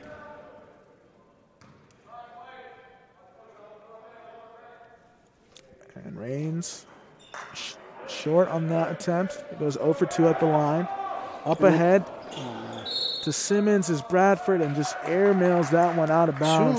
Too many mental mistakes or easy mistakes. When you get a chance to cut this lead down, you have to take the advantage. And Queens has been they've let the Bears back in this a couple of times with a chance to cut it to a single possession. And whether it was a missed dunk or a wide outlet pass or an easy throwaway, those are chances you have to take eventually or you're not going to get them any longer. Exactly. Every possession down the stretch is a gift, and you got to cherish it like it's your last one. Now they got to do something on the defensive end to get a stop and get out and score a basket and cut into this thing. Dye driving in a big block by Fowler. Cooper wanted no part of picking that up and leading the break. And Hawks, he went down like Ben Roethlisberger trying to get the fumble in the bad snap of the Steelers game. And Hawks drive again, pivots around Fowler, an open 3. Needed knocks that. it in, and he says, I am not a ball handler, I am a shooter. That was for Christine right there for our Texas Roadhouse fan of the game.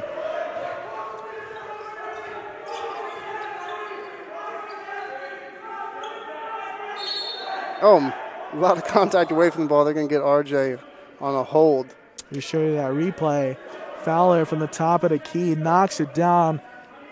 Saying hello all the way from Greenville, South Carolina. Fowler, the big man. I believe he has 3 threes on the game. 3 for 8 from long range. Also 6 boards, 3 blocks. A tremendous effort. 10 points, 10, 6, and 3 on the stat line for the big man after missing a game with an injury. Playing some big minutes in this one. 21 minutes, a season high as well. And Gunn not able to get the board, but Simmons able to bail his teammate right out. Right spot in the right time is Darius Simmons. Wide open is Cooper Fowler from Hawks. A good dump to Bradford, and that's the Bears basketball we've been looking for in all this game, and it's knotted up at 55 apiece. Big defensive stand. Got to keep them off the offensive boards. 44-28, 16-4 on the offensive rebounding for Queens. Fowler's got his work cut out for him inside from Raines, and that was a break on that one, leading to a breakout for the Bears. Simmons driving in a Euro step, puts it up and not able to get the bounce. They're calling it on the floor. It was a breakaway, but they're not going to give him a 2-shot foul. They're going to say it was on the floor, but the Bears are in the bonus. It's going to be a 1-and-1 for Darius Simmons. And no better person on the Lenoir-Rhyne Bears to go to the free throw line than Darius Simmons.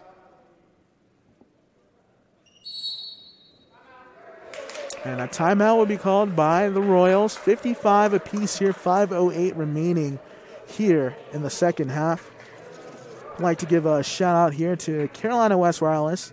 Carolina West Wireless, fastest speeds, national 4G LTE coverage, hometown price. Carolina West Wireless is proud to be the official wireless provider of the Bears. Southeast Retirement Planners, what is your game plan to reach your financial goals? Call LR alums Ryan Edwards, Les Stewart, Bob Fincher, and the team at Southeast Retirement Planners to help you put a successful game plan in place. 55 apiece here, 5:08 remaining here in the second half, and Darius Simmons at the line for a 1-and-1. Daisy, I think I just saw the Dougie from one of the Bears out there in the fans are getting into this one. Simmons knocks down the first free throw attempt. It's going to be a great final 5 minutes in this one. 1-point lead for the Lenoir-Rhyne. It's been a while since they had a lead, probably early in the first half, but it's going to be an interesting 5-minute stretch here. Simmons short on the second. Announcer jinx, Adi. It's if you don't believe it's real, it's bound to happen to you once or twice in your career. Against Lincoln Memorial, they made 20 of 20 in the second half. Not once did we mention that number. And a lob up ahead for Raines, and just creating space and foul on Zim Fields. Again, good foul there. Send him to the line, make him earn it. He had an easy layup for 2. If you don't foul him, instead send the 33% free throw shooter to the line, make him try and knock these down, especially after he just missed a pair. Exactly. I mean, like you said, send him to the line. And we'll see if Coach Sullivan kind of implements that, the hack-a-shack with Raines here at the line. Method of just fouling the worst shooter and, taking the possession away. Coming into this game, Queens just shows how good they are. Had 5 players average in double digits. 5 players. Tonight, only Raines in double digits, and he has 10. And 0 for 2. Same team right there for the rebound between Bradford and Fowler.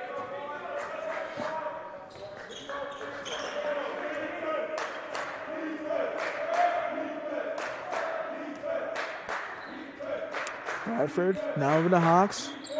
Simmons driving baseline. Dumps it off to Bradford with a right-hand finish. Great play by Darius Simmons, breaking down the defense and leaving it for an easy 2 for Davion Bradford. That's what he does so well. That first step is so quick. It's hard to keep him in front of you. Yeah, it's one of those plays where Bradford can almost dunk the basketball. And an air ball by number 11, Keelan Penny. And Simmons, a great dump off here to Bradford. And he might have been able to dunk it if Dye didn't come over. I think he learned his lesson after missing the breakaway. Just get the 2 points. Exactly. Somebody that's gone quiet here in the last couple of minutes has been RJ Gunn. He was on fire in the first half. Don't forget about him in the corner. And a foul on the floor. Will it be on Dye? Yep. I'll send Simmons to the line once again. And I think this is where Simmons has to get in his bag and be the most aggressive possible player on the court. You need one of your top free throw shooters for LR, and if he can get any contact, he's very good at drawing fouls. It can only be a benefit for LR. It's the first one. 87.8% from the free throw line this year for TK. First career, he's hitting 82.5% of his free throw attempts. And Simmons, good on both as he gets replaced by Zim Fields.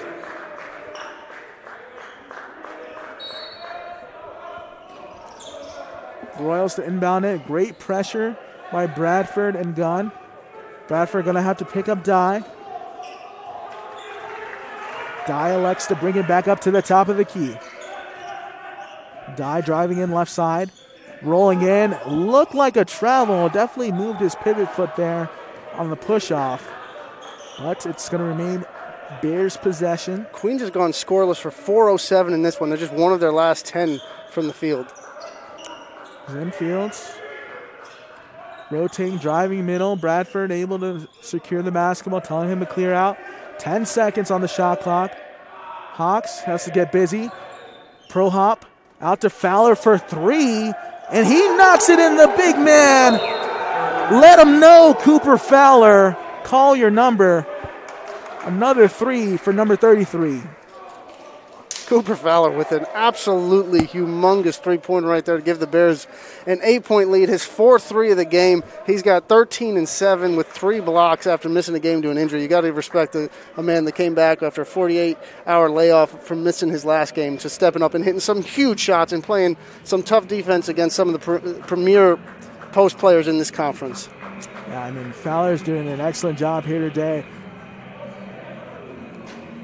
Missing from 3 can do. The play of the game so far. Hawks up ahead, spinning. Brings it back, dumps it off to RJ. A deep 3 from the wing and knocks it in. That's the K&L done right play of the game from RJ Gunn. A deep 3. And they've needed every point that they could get out of the big man tonight, as he's also the dominoes player of the game with his 13 points. 5 and 9 from the field, 6 rebounds and 2 assists in this one. And really, he was the one that got him going early when the Bears were struggling. In the meantime, Cooper Fowler stepped up. Darius Simmons has scored all 7 of his points in the second half, and all 9 of his points in the second half. Muldrew with that 6-0 personal run himself. So RJ was there when the Bears needed buckets and weren't getting it from anybody. Yeah, this game is far from over, 63-55, 3:17 remaining here in the second half. And you see Cooper Fowler's stat line there, 13 points, 4 of 9 from distance. You know, Queens is coming off a close game last week with Carson Newman, a team that just beat Lenoir-Rhyne. Came down to the final seconds. Carson Newman had 2 chances at the last 10 or 15 seconds to come away with a win there. So, you know, this is a team that has been able to come away late with some wins, but we'll see if they have enough to come back from this 8-point deficit. Feeding the post, good help, and a strong post hook by Smith off the glass for 2. 6-point ball game. Fields on the wing, behind the back move, driving in with the left, and he'll be fouled, and he'll go to the line for 2. That's a tough take by the sophomore. That one could have gone either way. You know, Zim kind of maybe initiated that contact a little bit, but refs are going to send him to the line. Just a 50% free throw shooter this year and only 54 for his career, so big free throws for the sophomore. Tried to reverse jinx at that time, but it did not work. Fields strong on that first attempt. You hear the Bears shushing the rest of the gym. So law of averages, if you're shooting 50% free throw shooter and you miss the first, you're going to make the second one, right? I mean, that's pretty good math. Mathematics 101. Didn't think you're signing up for a math lesson here today, but you got one anyway. Professor Crazy. And Dye will bring the ball up for the Royals. Dye surveying. Finds Smith, top of the key, and he strokes it. I mean, what can't this big man do for the Royals? That's tough, and he was as cold can get in the first half. He was, I think, 2 for his first 12, and he's hit 4 straight. Into the gun, working on Smith. A lot of contact, a lot of body, too much body there. Check will be called. Too much body. Too much body, but you can't blame Smith because he's on another level on the offensive end to be a little amped up on defense. He's got 14 and 7 now, just 5 of 16 from the field, but hit some big shots down the stretch here. And I believe RJ will be shooting 2 here. So they've entered the double bonus.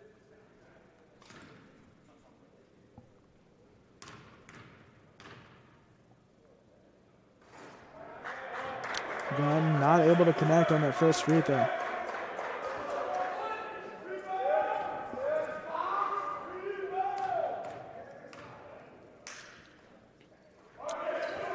Knocks the second one to go.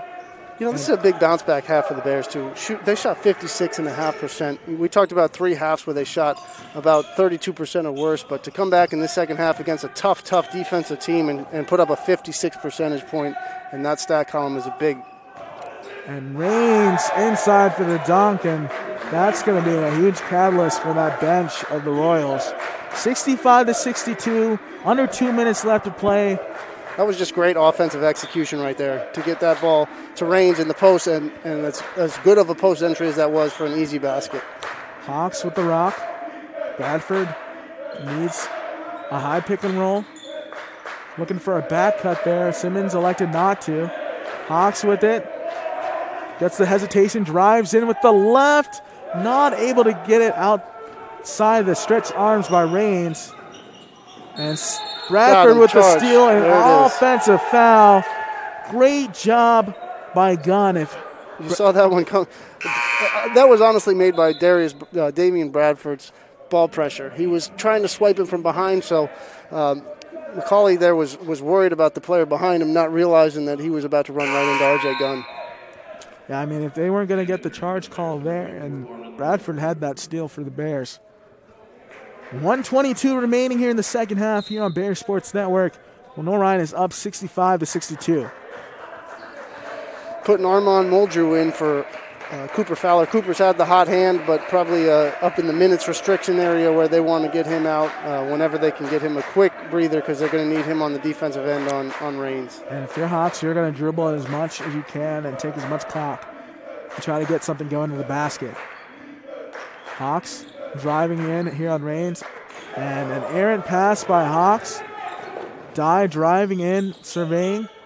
Out to Smith. Smith will fire a wing three. No good. In and out. Oh, my And goodness. the rebound missed by R.J. Gunn will give the Royals another possession. That ball, I don't know how that one came out, but he has been so hot down the stretch. And you got to give that guy credit for being as cold as he was to come out and not only make some tough shots, but take some tough shots too.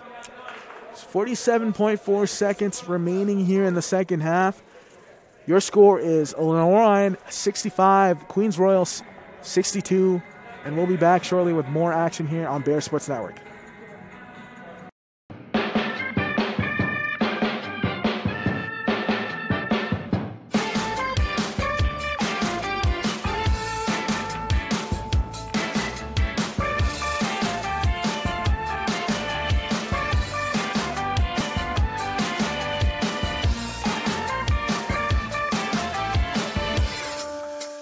Tasha, did you know Geico could save you hundreds on car insurance and a whole lot more? So what are you waiting for? Hip-hop group tag team to help you plan dessert? Fresh vanilla, rocky road, chocolate, peanut butter cookie dough.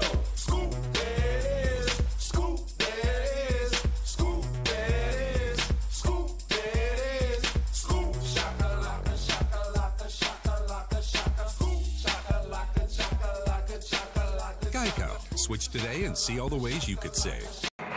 And we're back here on Bear Sports Network. If you're just tuning in, it's a close one here, 65-62. Lenoir-Rhyne on top of the Queens Royals. We're the number 12 team in the nation. Yeah, going to be interesting to see what they drew out of this timeout. Kenny Dye has been frigid from the field, 2 of 13, but he is their playmaker as they get it inside to the post. And McKee just completely decked. And Bradford in with the left hand. Very surprising. A lot of contact there in the pin. No call. And the refs are letting them play. And a three in the corner. No good. Smith on the rebound. Raines gets it to go. Up ahead for Fowler. Fowler, we're going to slow things down. Smart play by the sophomore. You get a little nervous when you throw it ahead to a big man and trust him to put it on the floor. But good job by Fowler getting that out to Muldrew to get to the free throw line with 23 seconds. And this is the freshman who's made some big shots down the stretch, but he's never shot free throws with this much pressure on him in the college game before. He'll go to the line for two. 23.3 seconds remaining here in the game. 90% free throw shooter on the season, but you know these you can throw percentages out in the last minute of a game. That's all about that PTP down the stretch, the prime-time players. Let's see what Muldrew has in store here on the second free throw, and he knocks it in. Pure 5-point lead now for Lenoir-Rhyne, 69-64 over the Queens Royals. 20 seconds remaining, shot clock off. Royals have to get going quickly. Bears have accomplished all they needed to on this possession. Even if they hit that, they took so much time off the clock. Smith, only 8 seconds left now. Able to score there for the Royals and cut the lead of the Bears by 3, and that will send Simmons to the line.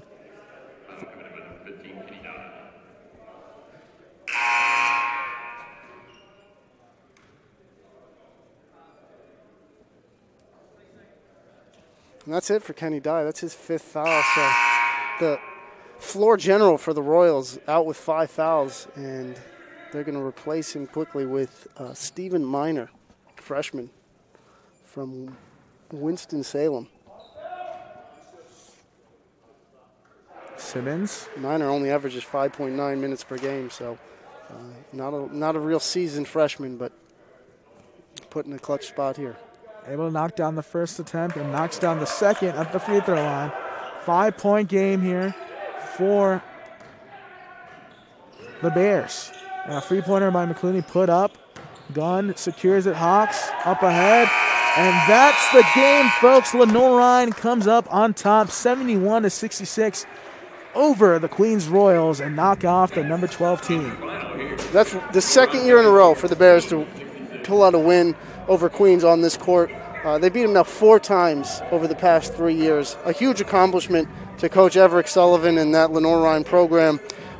This is a team that they've played competitively with for the past 3 years, and with the win over Lincoln Memorial earlier this year, the Bears have proven they can play with anybody in this league. especially here at home. I mean, look at that home cooking right here for Lenoir-Rhyne. Also, I mean, the biggest thing, Lenoir-Rhyne did not play great offensively here today, and they still came out with a victory here at home, 71-66. So you see the East Coast Wings and Grill final stats there on the board. 23 of 56 from the field is Lenoir-Rhyne, 11 of 32 from 3, 14 of 18 from the line when they didn't have any free throws in the first half, 34 rebounds, 16 assists, and 15 turnovers. The Royals shot 25 of 70 from the field, 5 of 22 from distance, 11 of 15 at the line, 49 rebounds, 11 assists, and 15 turnovers. An absolutely huge bounce-back win for Lenoir-Rhyne. After playing as poorly as they did against Carson Newman on Saturday, to come back on a short turnaround after, the Royals are coming in after, kind of waltzing past UVA Wise on Saturday. But to have that quick turnaround to go from a bad game against Carson Newman and a bad first half against the Royals, to be able to come back in the second half, figure some things out, shoot over 50% in the second half, and come away with a win over a top 15 program is a huge bounce back for the Bears. Yeah, so the final one from Schuford Gymnasium is 71-66. Thanks for staying tuned here today on behalf of our whole broadcast crew and Jeremy Salaka. I'm Ada Kaliane. And until next time, go Bears.